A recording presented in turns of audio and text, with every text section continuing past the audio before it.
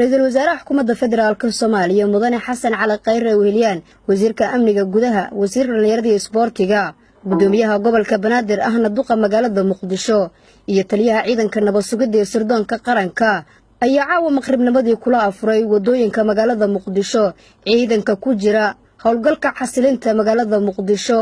si ay ugu dhiirigeliyaan howlgalka wanaagsan ay hayaan isla markaana loogu muujiyo in madaxda dawladda ay garab taagan yihiin ciidanka wasiirka dhalinyarada iyo isboortiga ee xukuumadda federaalka Soomaaliya Marwo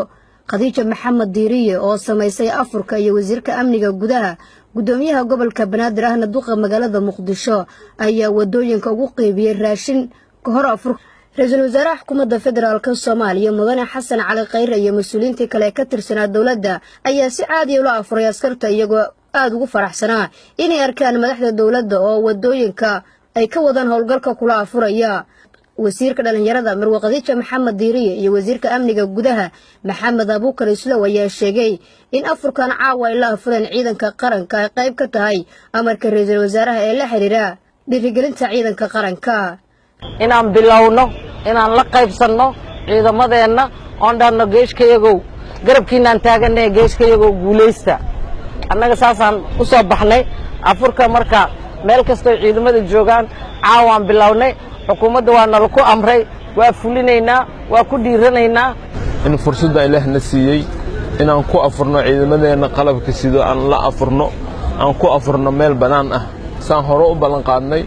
ra'iisul wasaaraha iyo madaxweynaha hore u ballan qaadeen inaan guryaha ku jiri doonin aan ciidamada la qaybsano dhibkay qabaan marka balanta waa ka soo baxnay Allah waxaan ka baryaynaa inta dham ilaah nagu waafajiyo wasiiradeen way mahadsan tahay Khadija Maxamed Diiriye sidoo kale wasiir ku-xigeenka Axmed Cumar Soo mahadsan yahay ee afurkan noo soo sameeyeen maanta aad iyo aad ugu mahadcelinaynaa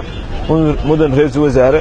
saan hore u balqadna amniga markaan ka shaqeynaa guryaheena joogi doono waa naga dhab waa naga balan raiisul wasaaraha xukuumadda federaalka Soomaaliya mudane Xasan Cali Khayre oo la hadlay askarta ula afray ayaa tilmaamay in xukuumadda ay ka go'an tahay dhiirigelinta iyo sare u qaadista moraalka ciidanka si ay ugu guuleystaan xasilinta amniga guud ee dalka gaar ahaan magaalada Muqdisho waxaan aad ugu faraxsanahay inaan caawa idin nimid oo idin la afurnay in iyadoo ay Ramadaan tahay oo aad ogtihiin taariikhda magaalada Muqdisho aan jidadka magaalada Muqdisho banaanka meel kamid ah aan ku afurayno annagoo madaxda qaranka ah waa runtii wax Ilaahay loogu mahadnaqo shacabka Soomaaliyeed fadlan la shaqeeya ciidamada qalabka sida soo sheega meeshii aad wax ka dareentaan ciidamadana waxaan leeyahay amniga waxaad sugaysaan waa dadkiina waa shacabkiina marka aad shacabka guryahooda tageysaan aad ha loo ixtiraamo